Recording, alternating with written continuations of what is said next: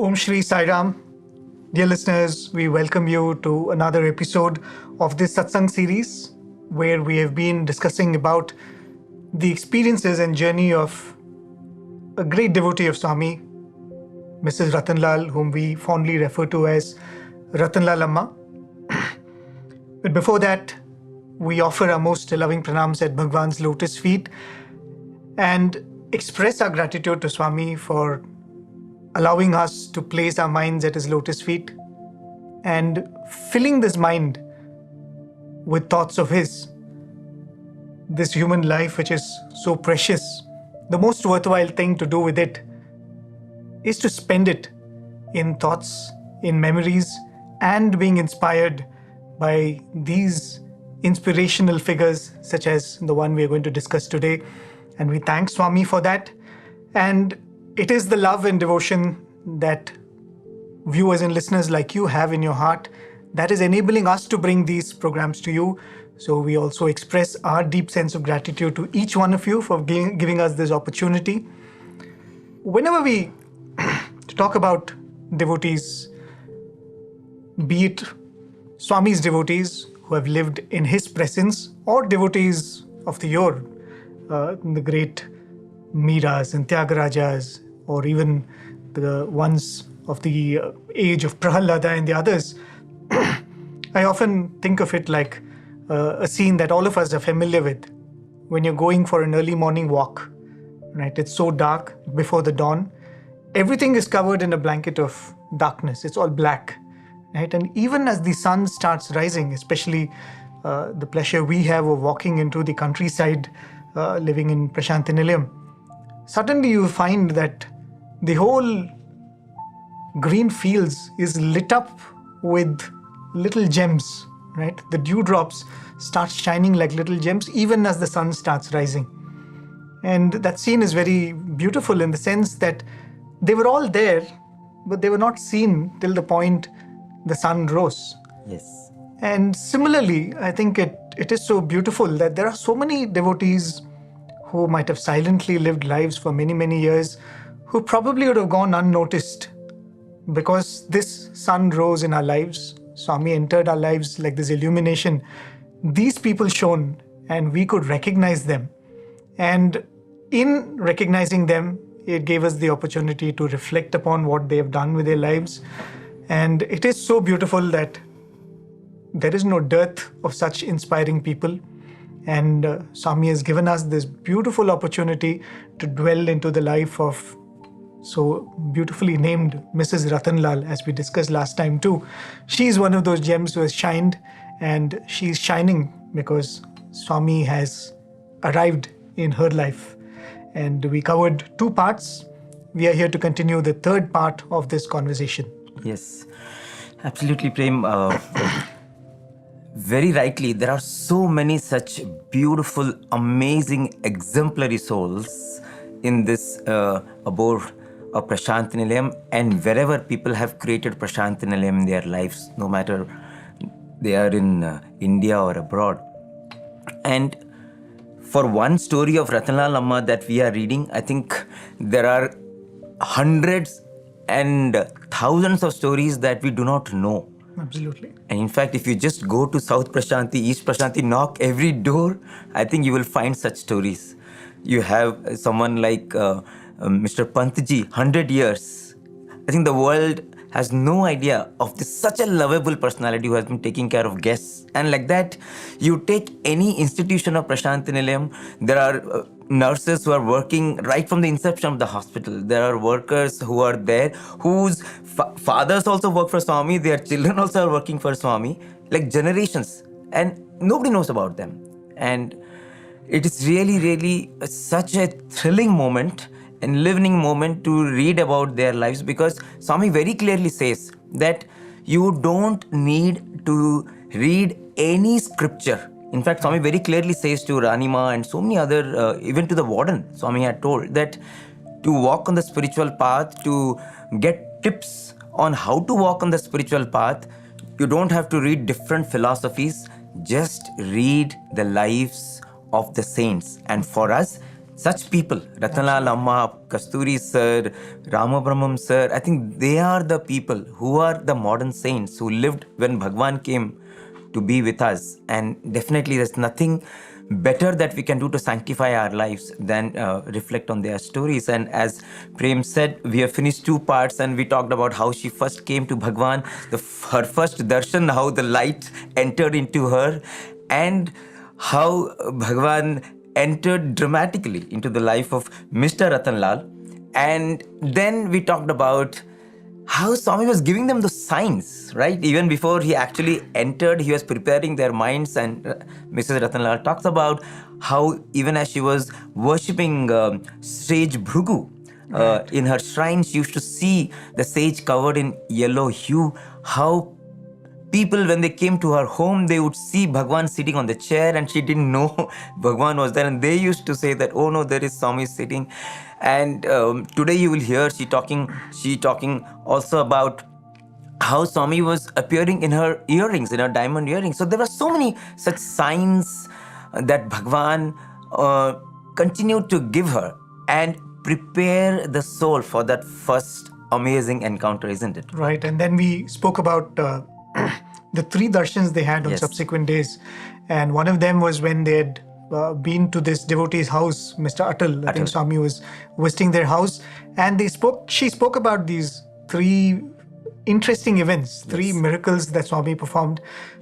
Sometimes some of these things, we tend to belittle them by calling them miracles because they're once in a lifetime occurrence. Yes. She spoke of how 3 of those people, one is her own husband who was suffering from severe sinusitis. Yes. Then there was her niece who was having a problem with her eyes from a young age, almost blind. And there was the son of the lady who was working at her boutique, Mr. Kamal Sahani's younger brother, right? Or elder Yes, brother. Arun Sahani. I don't know if it's the elder or the younger one. He had a hole in the heart. Yes. And she says about how Swami materialized Vibhuti for each one of them and curing each one of those maladies one after the other with the same Vibhuti, a multi-speciality miracle, if you would like to call that so. So that was one of the first instances where she had the opportunity to observe Swami from close. And it was not that Swami performed these to convince her, because as you said, that first darshan, when the beautiful experience of having a disc of light coming towards her, I think in that she was convinced and she knew that there was something more. If for her it was a miracle like that, Mr. Ratanlal, the very peace that he felt in Swami's presence was enough to convince him. So this was not to convince them, but this was a gift of grace because they probably didn't come seeking anything.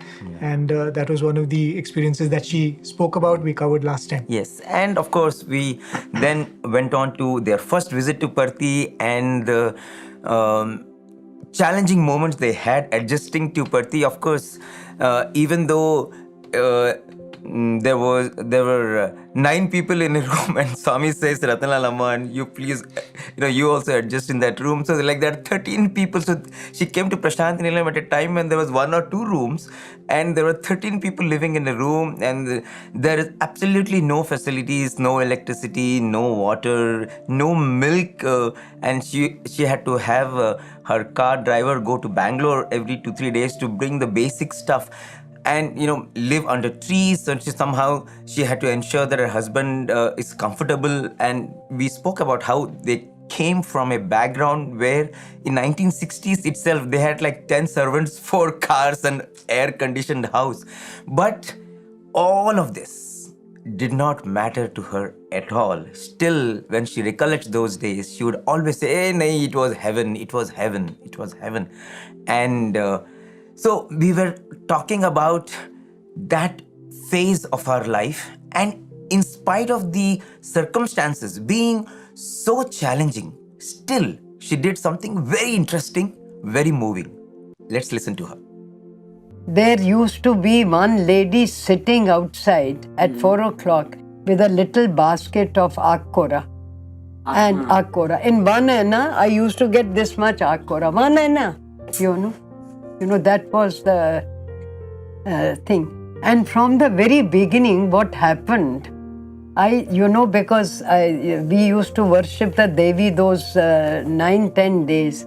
So I thought, here is the Devi, because I used to see Swami not clearly. I would never say that I saw Swami as Shiva or as Shakti, but Swami used to, give glimpses. So what I did was that I had little silver plate, because I used to offer that in the house now. So I had taken, so I would make 4 puris, little potatoes, whatever we used to offer. I used to put that and go and leave Swami's dining room, in the mandir. Swami's room is this side, and Swami used to come, walk all that veranda and come to that little room to have his tiffin, to have his lunch, to have his afternoon and dinner. So I used to go and leave this silver thali down below without showing myself. Now Saraswati, who used to be, how they were, in the village, they are not very attentive. So sometimes she's looking, sometimes she's not looking. I used to leave that thali. I would enter the door, and on the right side, hiding myself, I would put the thali. And after Swami has gone, I would go back, and the thali is downstairs. Now Swami is coming and asking Parvatama, Venkama, that there is a thali down below. You get that thali upstairs. Saraswati never asked me who you are, all that. Though Swami, Kasturi had told Swami that we both have come. Achha. So that, dear listeners, was the episode which probably started off a very, very long journey. As we've been mentioning many times, even before in our introduction, Mrs Ratanlal had the opportunity to cook and serve Swami for many, many years. So here was she narrating and describing how she first cooked for Swami. Yes. When you listen to a story of, somebody introduces a devotee and says that this devotee has been cooking for Swami for so many years, or this person takes care of Swami's personal needs, all of us might feel jealous of that and say that, oh, how I wish, I could have an opportunity like that. But if you look at every one of these individuals, their story would have started in a place like this, where an opportunity was grabbed, right? So true. Where to serve Swami, that opportunity is everywhere. In fact, when we were talking to one of the other great devotees, yes, we were talking about the great, inspiring, saint-like devotees of Swami. One thing that we can never complain of is lack of inspiration, because Swami has given us that in plenty. Mr. Vadegaonkar. Yes. When he went to Swami and he said, Swami, there seems to be some little work which we can do in the ashram, some plumbing and sanitary work.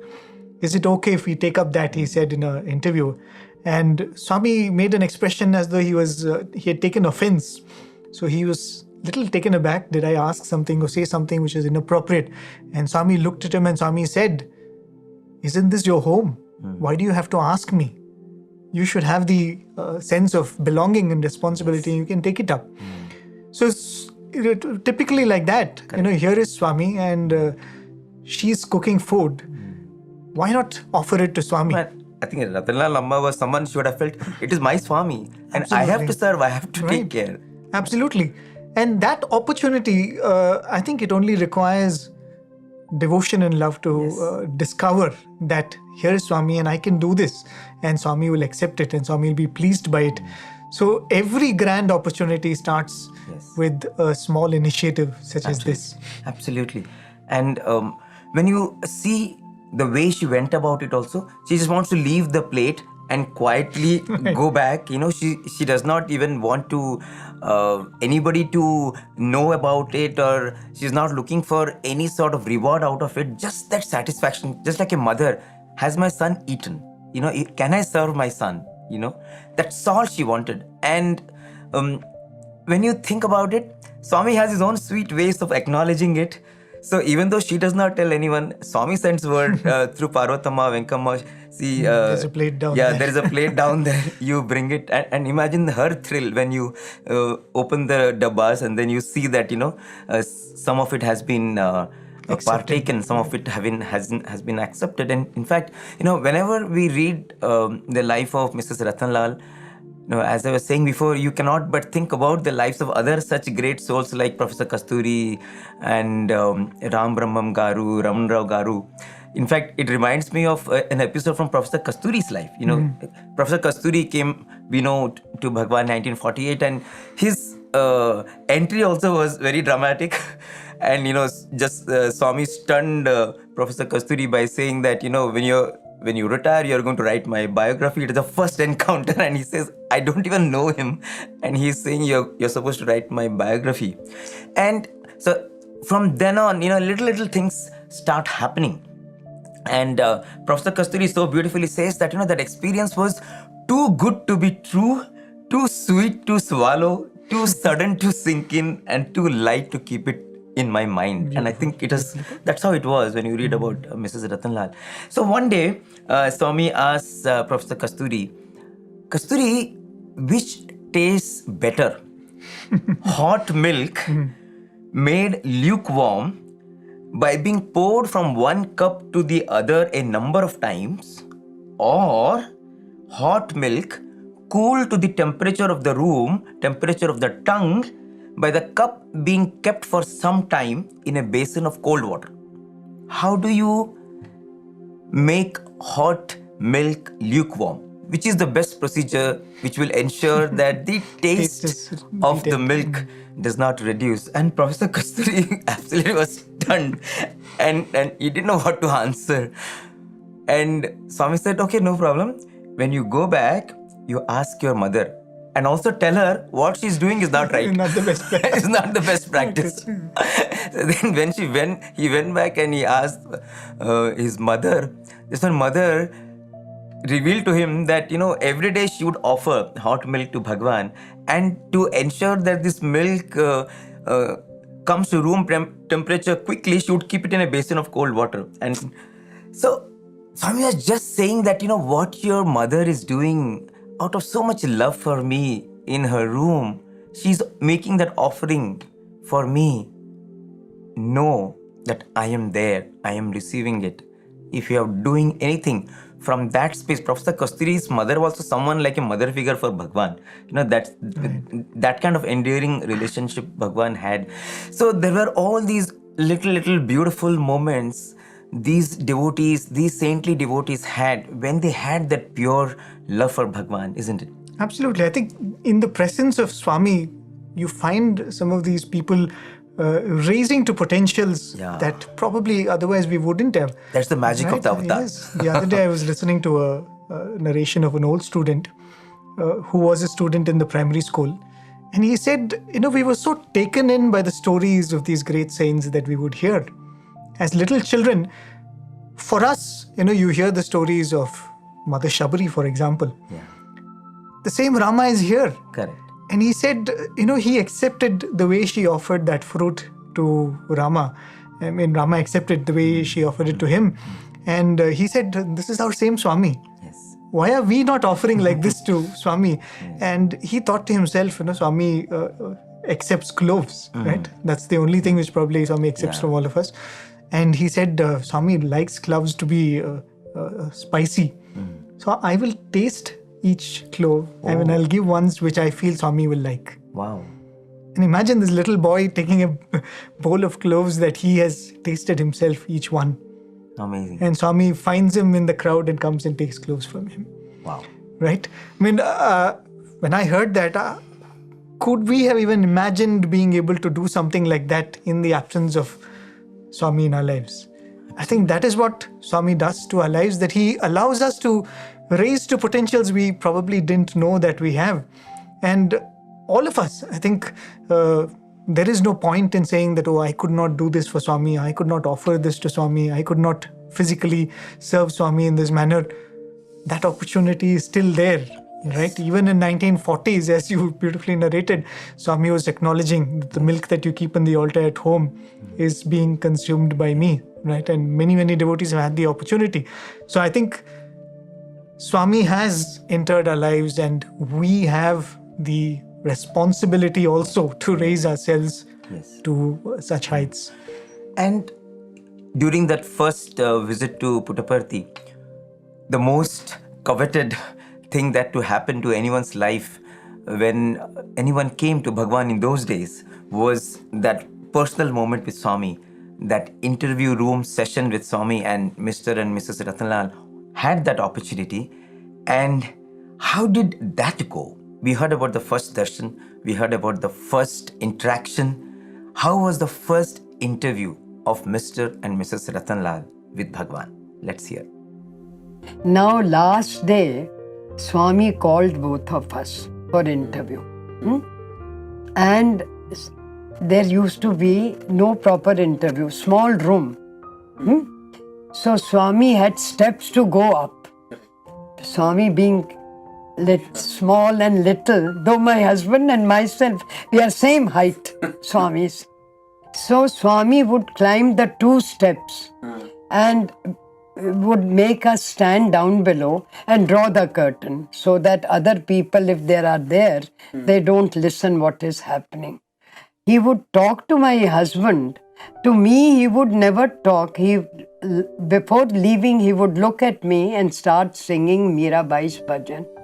And then I would start tears going down. Are Swami, what a beautiful, singer for hours and hours, non-stop.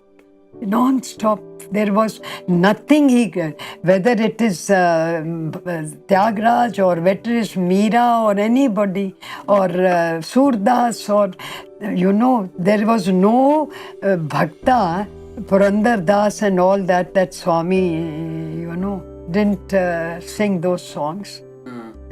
And that used to be our interview. And then Swami said to both of us that come for my birthday. To me, this is the most moving aspect of the relationship that Mrs. Ratanlal had with Bhagawan. When 2 souls pining for each other across lifetimes come face to face, I think there is nothing that you can express. Words are absolutely such pure means of expressing what is happening in the soul. And I think that is the kind of experience Mrs. Ratanlal had with Bhagawan. Swami would see Mrs. Ratanlal and Swami cannot speak. Swami would only sing. And sing what? Sing Meera Bhajans. I can only think that perhaps the moment Swami saw Ratanlal Amma, Swami got reminded of Meera. And perhaps he found a soul, a heart that was as dedicated, as pure, as committed, and as adorable. And that is the reason why every time Ratanlal Amma says in those years, they got an interview with Bhagawan, Swami would speak to Mr. Ratanlal, but with Mrs. Ratanlal, it was only Bhagawan singing, not speaking. Bhagawan expressing his joy of having found Mrs. Ratanlal. Isn't that absolutely incredible, Prem? Absolutely, and very, very unique episode, right? Absolutely very unique. I never heard come across anything like this. But then if you dwell a little deep into this whole interaction, Swami singing bhajans, Swami would often say that some of these bhajans or some of these songs written by saints, they were not ordinary, they were not poetry, they were not simply music or melody. They were very, very deep. In fact, some of Tyagaraja Kritis, which Swami would explain, they are so very deep, right? One of the most famous Kritis, Banturi Tikolu, he says, Swami explains, he's saying that let me be a gatekeeper at my heart who does not allow the 6 enemies to enter. Wow. Right? So it seems like a Bantu Riti Kolu means I want to just be your servant. But then the essence of that is so deep that it does not give away the fact that God is the indweller. Similarly, Swami would speak about many great saints, Tukharam's poetry, which seems very simple, but it has the highest Advaitic philosophy in them. Speaking about some of these things, Swami once was narrating about Meera Bhajans. We would like to play for you, dear viewers, a small clip from a discourse. This is from Swami's 71st birthday celebrations, where Swami speaks about some of these compositions. He says that they're not simple, they're not ordinary songs. They had some of the deep spiritual insights embedded in them. And we listen to this clip, and even as you listen to that clip, also imagine that Swami was singing these songs to this devotee who was sitting in front of him. So a small clip from the discourse Swami delivered during the 71st birthday celebrations. అలాంటి దీన్ని మనం ఈనాడు అర్థం చేసుకోవటం లేదు. That we are not understanding today. పవిత్రమైనటువంటి ఋషులందరూ కూడాను ఈ కవిత్వములు అనేటువంటిది కేవలం అంతర్భావం పురస్కరించుకునియే వారు లిఖిస్తూ వచ్చారు. The poetry and the composition of the ancient times came out of the heart. కానీ ఈనాడు భౌతికమైనటువంటి యొక్క దీనినే మనం ఆధారం చేసుకుంటున్నాం. Today we go by the ways of the world. అదే విధంగానే రాధ కూడాను, Same thing about Radha. అదే విధంగానే మీరా కూడాను, Also Meera. వారు చెప్పినటువంటి ప్రతి పదములు కూడా అంతరార్థాలు ఉంటున్నాయి. Every word they uttered has got an inner significance. చల్లో ray Mann Ganga Jamuna తీర్ చల్లో ray Mann. O mind, travel towards Ganga and Ganga Jamuna. Jamuna ఈడా పింగళ నాడుల యొక్క భూమధ్య స్థానమే యమునా తీరము, అదే Prayag. Ganga Jamuna stands for the two basic అక్కడ elements. ఉంటున్నాడు నీ కృష్ణుడు. There is present Krishna. Hey Manasa, O mind. నీవు ఏదో ఒక ప్రయాగకు పోవాలని ఏదో రైల్వే టికెట్ నీవు బుక్ చేసుకోవద్దు. O mind, don't make any railway advance ఎక్కడా నీవు reservation to go to పోనక్కర్లేదు. Prayaga. You don't need to go anywhere. Ganga Jamuna తీర్ చల్లో ray Mann. They just get in through both of the nostrils. Ganga Jamuna Nirmala pani. Ganga, Jamuna are అవి pure రెండు water. నిర్మలమైనటువంటివి. They are very pure. అనగా ఏమిటి? What? స్వార్థరహితమైనటువంటివి. Purity means selfless. గొప్పగా ప్రవహిస్తున్నాయి Ganga యమునలు. They flow very well. కానీ తమ నీటిని తాము త్రాగటం లేదు. But those rivers ఆ don't నీటిని drink their ప్రజలకే water. అందిస్తున్నాయి. They just share the water. అనుగ్రహమైన with the సాగరంనే చేరిపోతున్నాయి. society. And they join with everywhere. కనుకనే ఇవి నిర్మలత్వాన్ని బోధించేటువంటిదే ఈ ఈడా పింగళ నాడులు. Therefore, Ida Pingala speak the lesson అక్కడ of truth. ఉన్నాడు భగవంతుడు. There is present God. రమకుట Pitambara శోభే కుండల రజత శరీర్ చల్లో రే మన్ చల్లో రే మన్. ఇది ఎంత అంతర్భావంతో ఎంత ఆనందాన్ని చేకూరుస్తుంది. This composition has got lot of inner significance and makes you కనుకనే blissful. భగవంతుడు గానప్రియుడు అని వర్ణిస్తూ వచ్చాడు Narada తుంబురాజులు. So Narada Tumbara described God who loves వాడు music. ఎంత గానం చేస్తున్నప్పటికీ భగవంతుడు అక్కడే తన్మయత్తుడై ఉంటేవాడు. God really gets himself ఆ lost గానము in చేత music. భగవంతుని ధ్యానం చేసినప్పుడే భగవంతుడు నీలో లీనమైపోతాడు. By singing God's name, you can merge in ఈ God. కారణం చేతనే సామూహిక భజన అని పెడుతూ వచ్చారు. For this reason, the chorus collective singing is prescribed. కానీ ఈ గానములో ఉండినటువంటి యొక్క ఆకర్షణ మరొక దీంట్లో మనకు కనిపించదు. No other spiritual path has got as much అయ్యో of మాకు గానం attraction as this తెలియదే అని singing. చాలా మంది నిరుత్సాహపడనక్కర్లేదు. Many people need not be నీ disappointed. హృదయంలోనే నీవు గానం చేయి. 10 మంది వినే కోసమని శృతి లయ రాగ తాళాలు నీవు చూసుకోవద్దు. Sing within yourself. Don't bother about others. Isn't that a beautiful narration, Bishu? And Yeah. Swami goes on to speak about bhajans itself. We have heard Swami narrate some of these things, how when you speak to Swami, God may or may not respond. Yes. Rama Nannu Kapadu. Yes, In fact, yes. Swami goes on to sing that song in the same discourse. And he says, but when you sing it, and the way Swami speaks, he says, oh, that song just pulls the heart. Literally, Swami is saying that if you do that, I'm pulled, right? Because that is the connection in these songs. Swami, when speaking about the Gopikas, Swami would say that Krishna would stand in the banks of Yamuna and play the flute. And by the time that melody of the flute, first of all, I mean, all of us have had the opportunity to walk past a flowing river.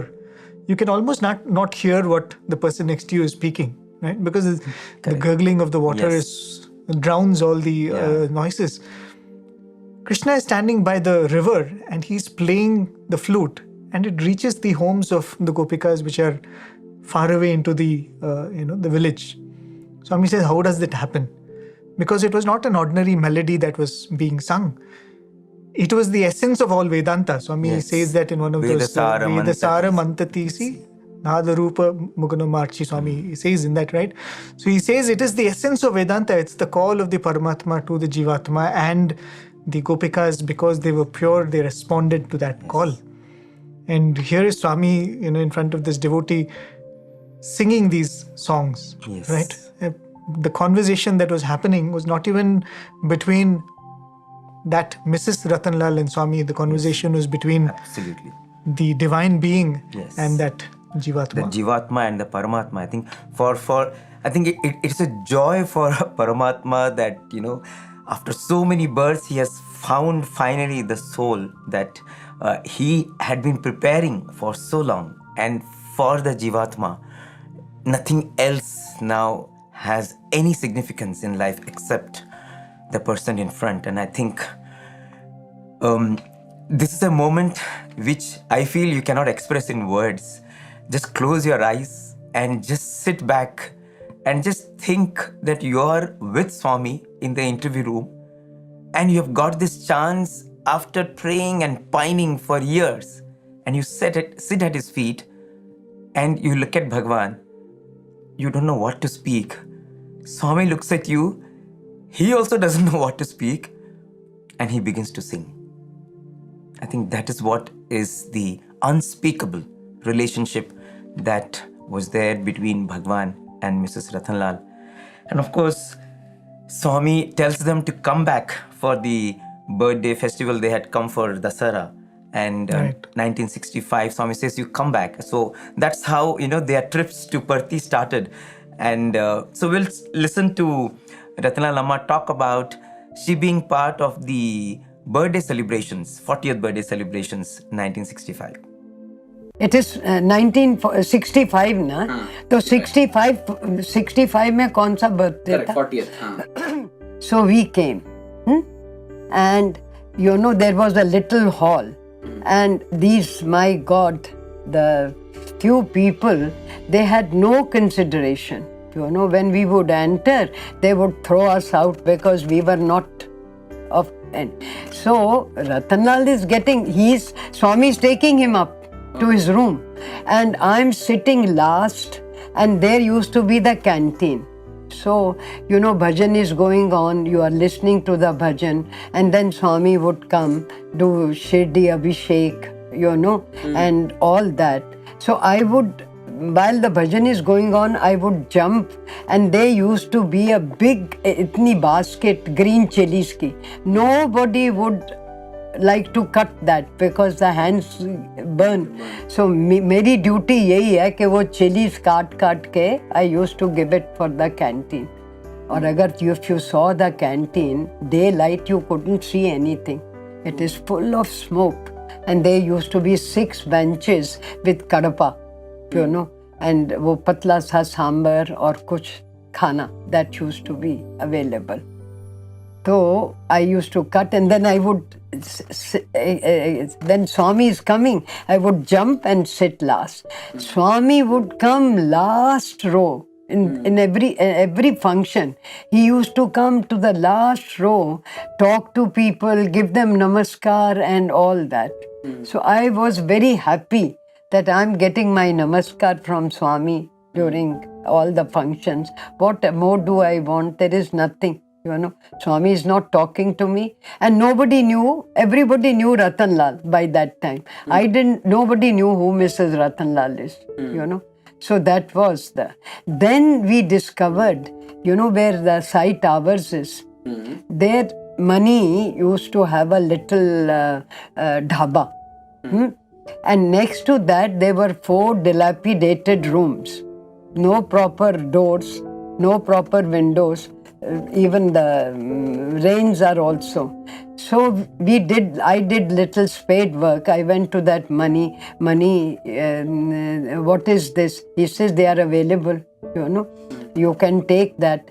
10 rupees for 4 rooms. 2 rupees 50 paisa, you know. So I used to reserve all those 4 rooms. In the meantime, I made out of wood a little sort of plank for my husband. Only you could put one plank there. So he used to sleep. Next room I could put my, and then we used to bring our cook. Because by that time, my husband had done that whoever he would meet and he had no place to eat, he would say, come and eat with us. So from 2 people it became 5 people, from 5 people it would become 10 people, sometimes 15 people, you know. So whole day long the kitchen is going on, you know, and I can't do because I have to have my darshans also. Then in birthday also, same thing happened. Swami gave interview and that was our... Then I didn't come, but my husband came. Then I used to send full staff and we had booked those rooms for the year. Imagine how much. Nothing, you know, piddly sum. Acha. So that is how 65 went. So that was her birthday, 1965. As she says, what did she do? She was serving in the canteen. And what was she doing in the canteen? She was cutting chilies. So for her, serving Swami did not mean that, you know, if I get a chance, I will cook something and ensure that it reaches Swami's dining table. Any opportunity that Swami gives, that is a chance to serve Swami.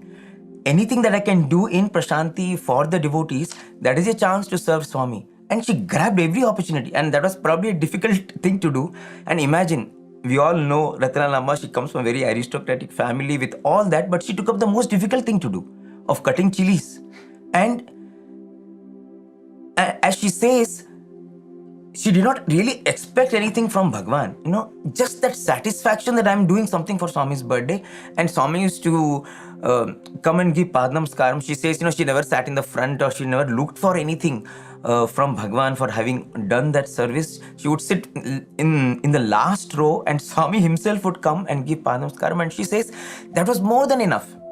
She didn't ask for it, she was not waiting for it, she was not looking for it. She was so happy that she was being part of the birthday celebration by cutting chilies in the canteen. In fact, it reminds me of so many sevadals. Even during the COVID time, you know, even now, you have sevadals from the state of Odisha.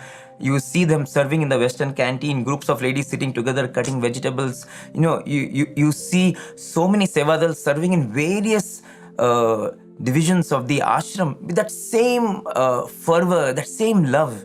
And I think it is people like Mrs Ratanlal who showed us how to serve with that kind of selflessness. If you want to serve Swami, let it be a silent service. Silent service is Sai service. No show service is Sai service. Selfless service is Sai service. And Sai on his own will find his inscrutable ways of filling you with joy, as long as you do everything, keeping him in your heart. And I think that's something very, very beautiful that we read about Mrs. Ratanlal's life, isn't it? Right. In that narration, she said, in the end, Swami would come and just give that Padnamaskar, and that was more than enough. That's really the story of so many Sevadal who came. I was once listening to a conversation that Swami was having in Kodaikanal with the boys. And then Swami was talking about the devotion of some of these Sevadal. He said they can afford only one trip a year, right? And Swami would say that those 15 days or 1 week, they probably would never get a darshan. Correct. Because they will be posted somewhere and they'll have to take care of some gate. There are people on the Hanuman statue. Imagine, this is Swami acknowledging their love and devotion. Swami said they don't even get to see me, right? What do you come here to Parthi for? They don't even get to see me, and all the while Swami said, they're in their mind, they're thinking, Swami will give us that one Padnamaskar. Yes. Before we leave, Swami will give us that one Padnamaskar. Such is the devotion of all these people.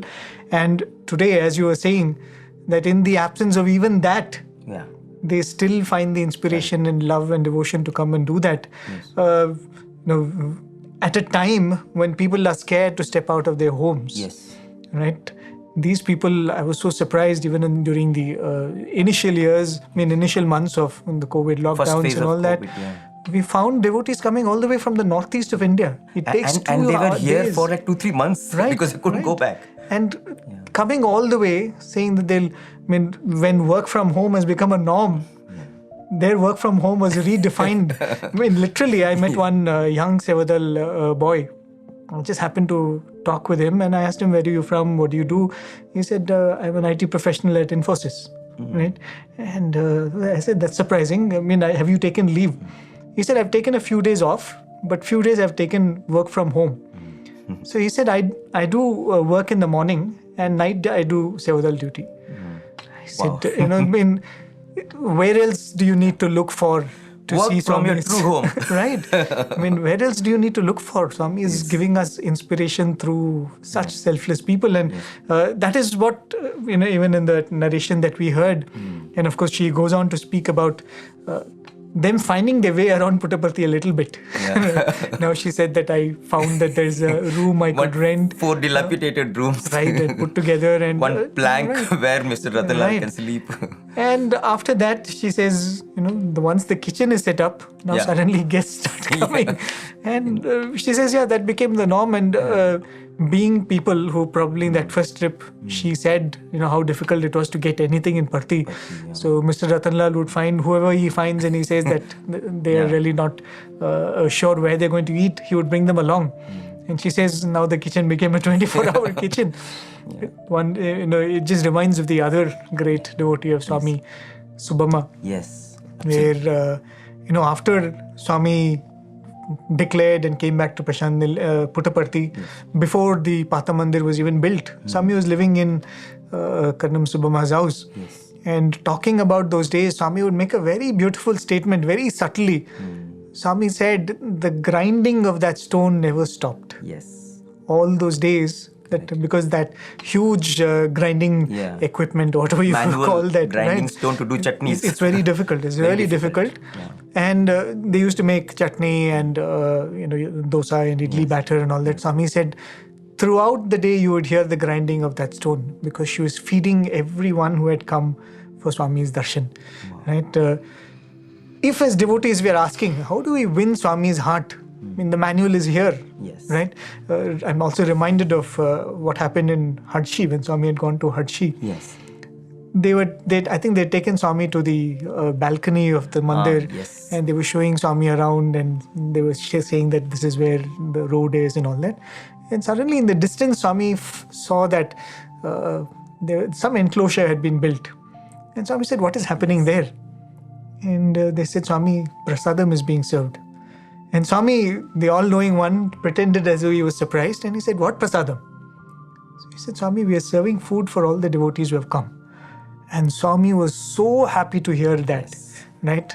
These devotees who were hosting Swami had also thought about the devotees who would come and ensured that each one of them was fed Swami's prasadam.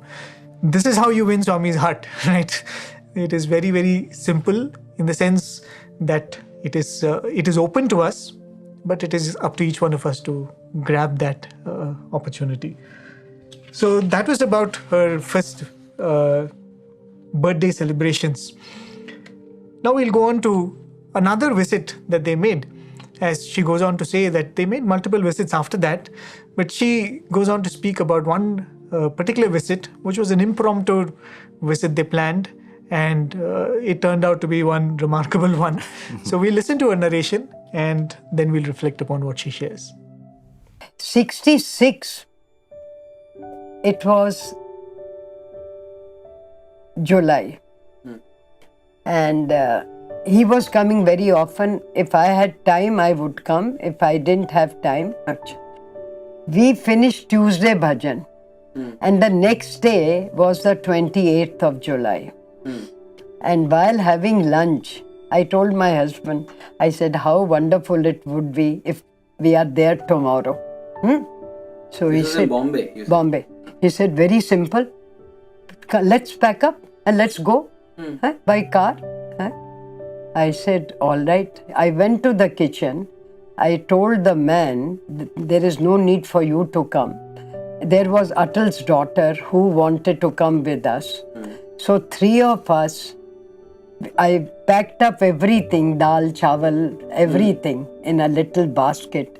उसको tie किया और अपने कपड़े निकाले, छोटा सा bag लिया, उसमें 2 दिन के कपड़े, you know, सब करके we left at 3:30 Bombay. When we left 3:30 Bombay, it started pouring. अरे पूना पहुंचने में हमको generally it used to take 3 hours, took us 5 hours. तो we had Turf Club के members तो है ही थे. So I said before we go to Turf Club, let's have some dinner. There were 4 chairs. Suddenly I had put my handbag on the chair. So I immediately removed the handbag and I put it on the ground. So they both started laughing. Your imagination. I said, Swami is sitting. And they had ordered tandoori chicken and all that, both of them non-vegetarian.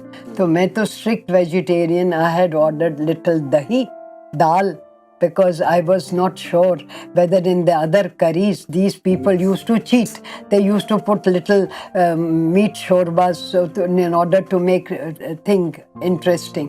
तो मैंने बोला तुम क्या कर रहे दोनों? क्यों ये तंदूरी चिकन खा रहे हैं? And you will see that what Swami is going to tell you both. तेरा imagination है, ये है, वो है. मैंने कहा देख मुझे नजर नहीं आते मगर मुझे पूरा भरोसा है कि स्वामी has come. अच्छा, स्वामी is present with us. वहाँ से दूसरे दिन हम चले. We had no idea कि पुट्टपर्ती है कहाँ. अच्छा रोड कौन सा लेना, पूछ पूछ के when we arrived in Penukunda, you know, the bridge was not working. So they said it will be ready tomorrow morning. So we had to go to Hindupur.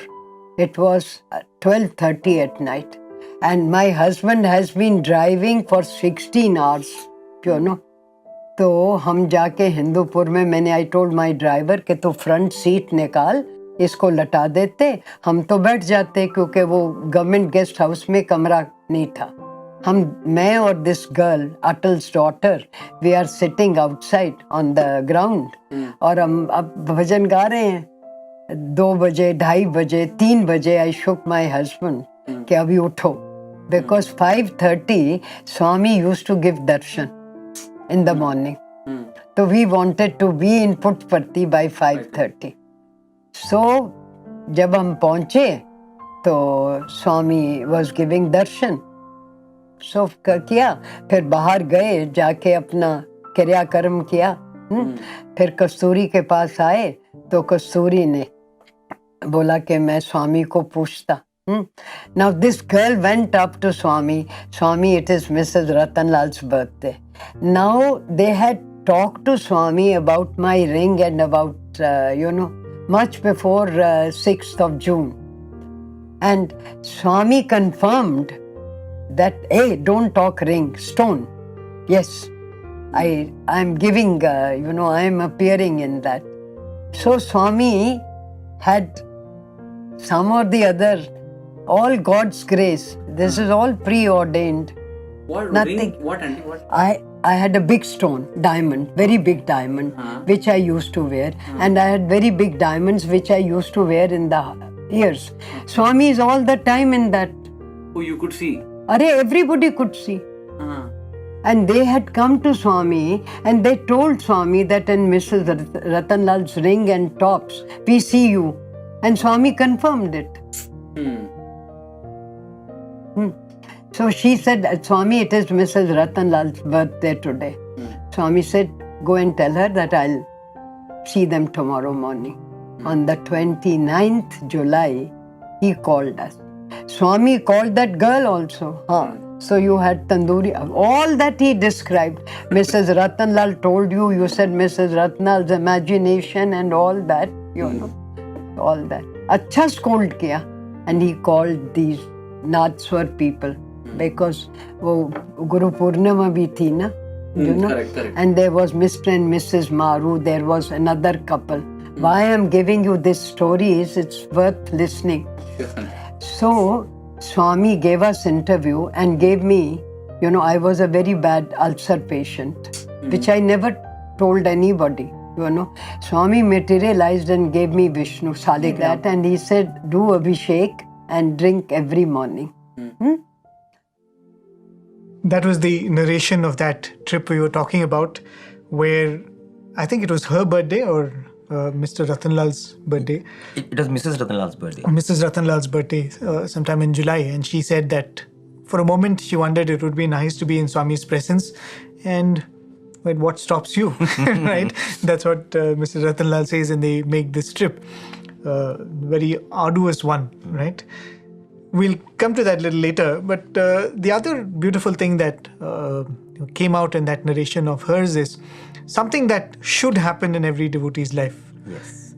That is, Swami would describe it as a 4-step process, right? Salokyam, Samipyam, Sarupyam, and Sayujyam.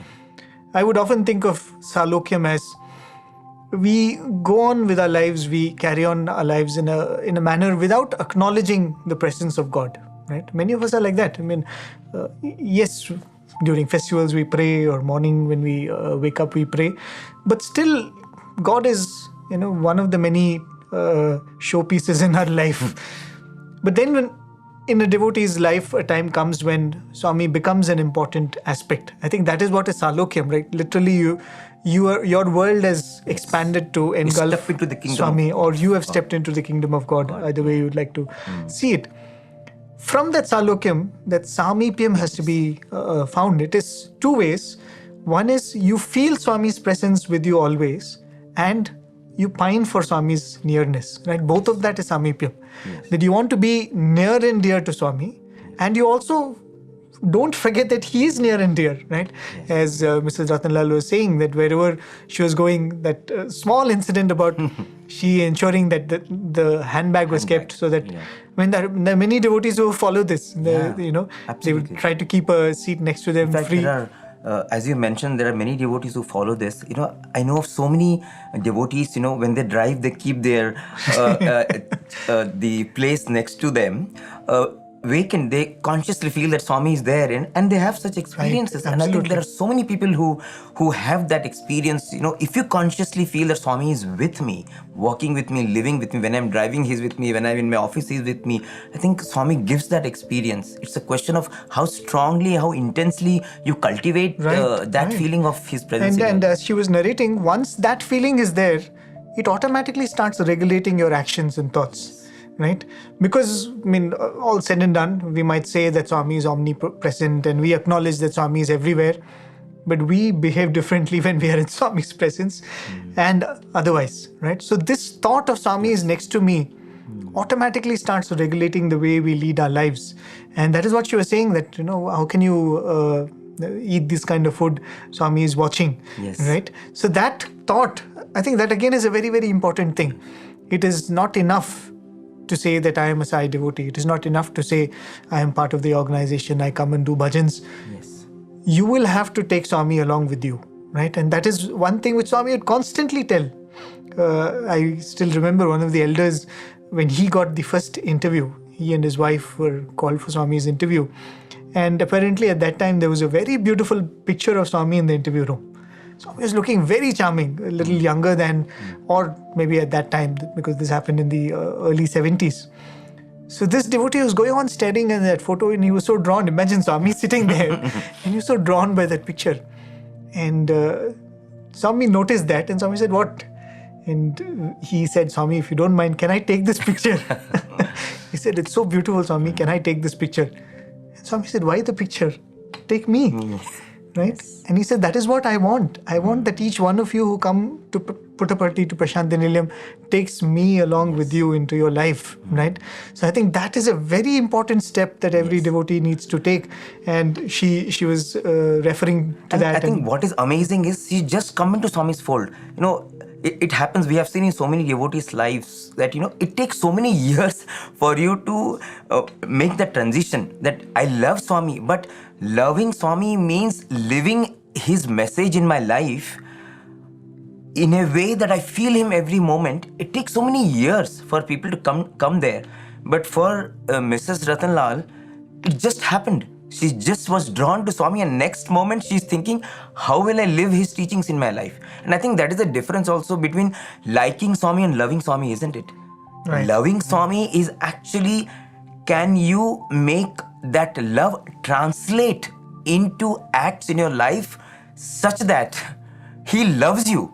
He loves your every act, and you become a beacon of the love that he is. And I think that was something really, really amazing, very, very inspirational, and a guidepost for all of us walking on the path, isn't it? And actually, even as you were saying that, it connects to the other probably weird aspect that we just played out. These devotees who are coming to Puttaparthi and they are stopping and having non-vegetarian food. Yeah. Swami didn't reprimand them. Yes. Right? When they reached Swami's presence, Swami didn't reprimand them, because this was something that Swami would always tell us, right? Swami would say that I want everything to come from the source and nothing from force. Force, yes. Right?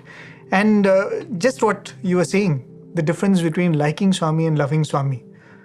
A devotee should look for ways by which this love can be embodied in their life. Yes. Right? You love someone. It happens with even a regular relationship between a son and a mother, between a child and a father. Somehow you try to do things which they like, right? Yes. Whether or not that is the best thing you want to do. Sometimes many, many years after your parent passes away, you stop and think that, no, my father would like it this way, my mother would like this way, and you would act in a certain manner. Because love can be given form in life only through aligning your likes and dislikes to the beloved.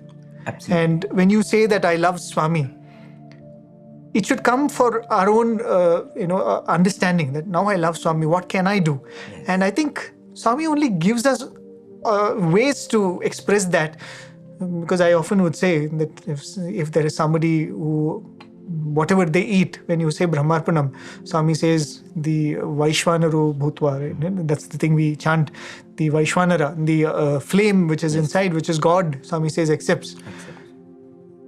Whether you're eating sattvic food or rajasic food, it's the same God who is digesting it. But when Swami says that I prefer these kind of dietary practices, it gives us the opportunity to align our lives to that, to express our love, right? And as we can see, Swami would never say that, don't come into my presence, you've eaten like this.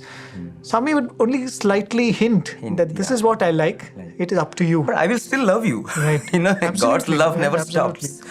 But if you love me, you can think for yourself. And I think if you love someone, doesn't that happen, in our regular relationship, we think we want to do things that are 10 times things which will make our beloved happy. Right. I think, and that's how you see so many people doing things they would have never imagined they would have done before. You will see foreigners wearing saris. You will find people of people in very high positions coming and doing just simple seva. Why? Because they love. That love can do amazing transformations in your life, and I think only when that love translates into seeing how I can translate the love of the beloved in my life, only then that love gets meaning, isn't it? Right. And the other thing about this particular episode she narrated, think of the things that she's narrated so far, the first 3 darshans, right?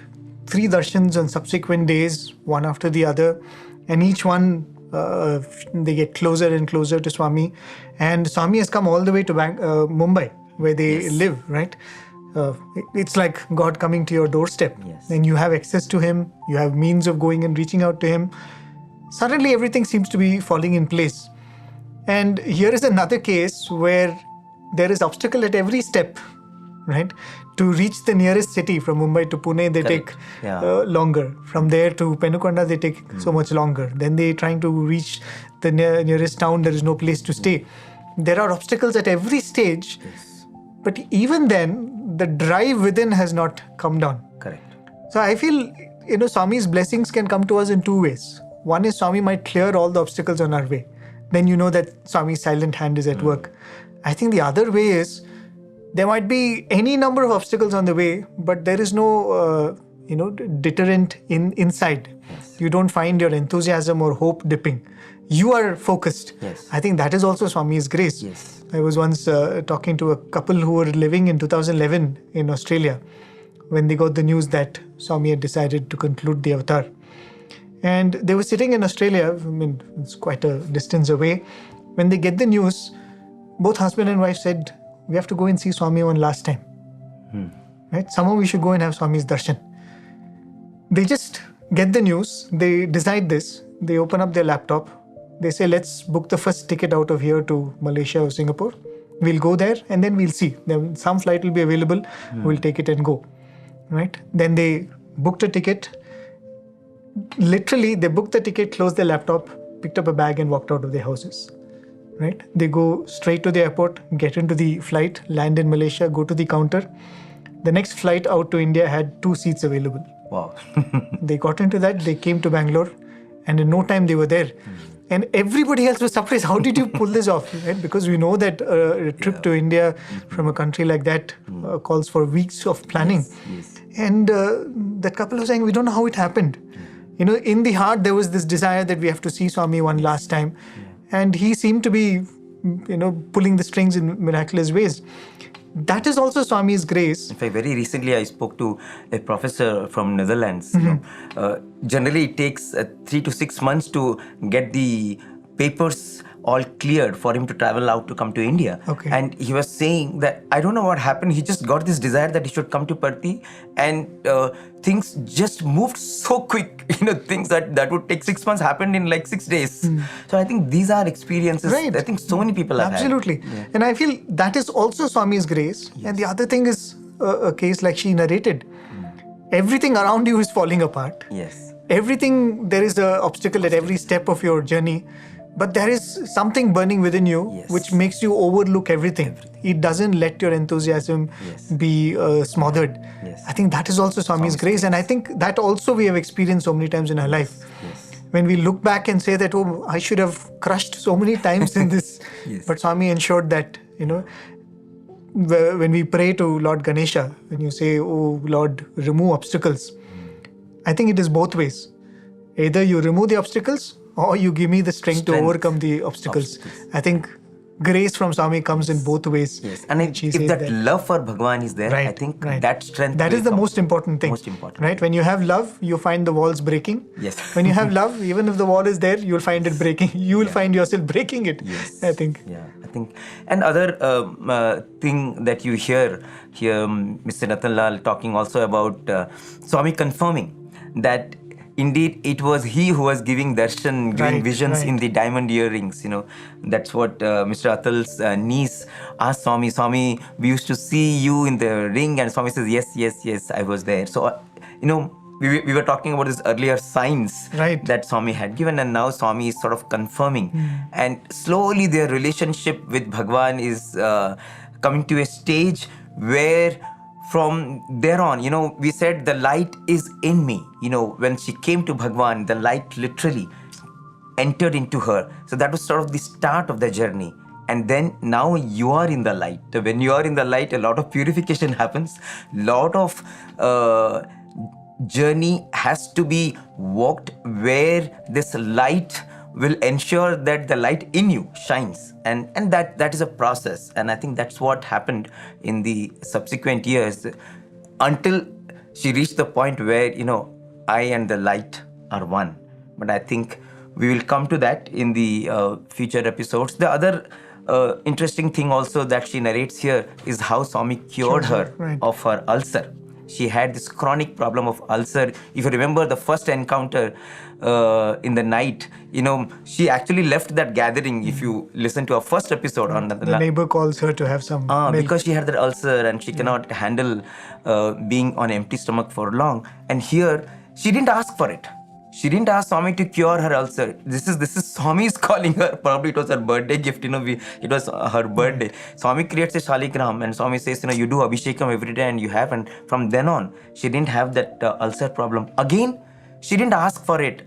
why I'm stressing this is all we need to do is have that deep love for Bhagavan. Obstacles, even if they are there, they will get cleared.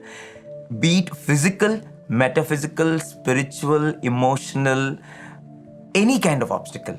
All that we need is that love should be that driving force in our life, and that love will create the pathways, light the pathways, and make us one with the light one day. And we'll come to that more of this series in the future episodes of this Satsang series. Thank you so much for being with us. It's really, really a joy to share these beautiful snippets from the life of Mrs. Ratanlal, and we pray to Swami that he guides us and he fills us with that kind of an inspiration so that we can also walk on that path and make him proud. Thank you.